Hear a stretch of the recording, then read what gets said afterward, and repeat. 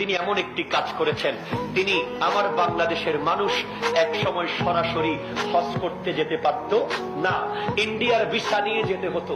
Bangabandhu Saudi গভর্নমেন্টের কাছে গিয়ে বলেছিল, আমার বাংলার স্বাধীন দেশের মানুষ কেন ইন্ডিয়ার ভিসা নিয়ে আসবে, কেন তারা ডাইরেক্ট আসতে পারবে না?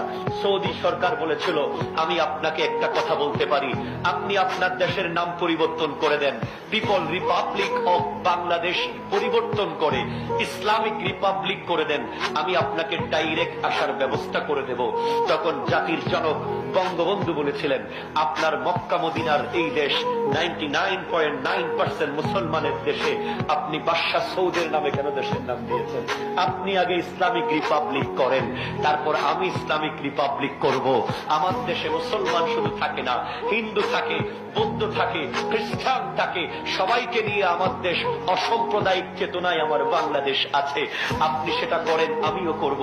সৌদি গভর্নমেন্ট সেদিন বঙ্গবন্ধুর সেই কথায় লাজবাব হয়ে গিয়েছিল এবং দিতে বাধ্য হয়েছিল বঙ্গবন্ধুকে, যান আজকের পর থেকে আপনার বাংলাদেশের মানুষ সরাসরি ভিসা নিয়ে হজ করতে আসতে পারবে।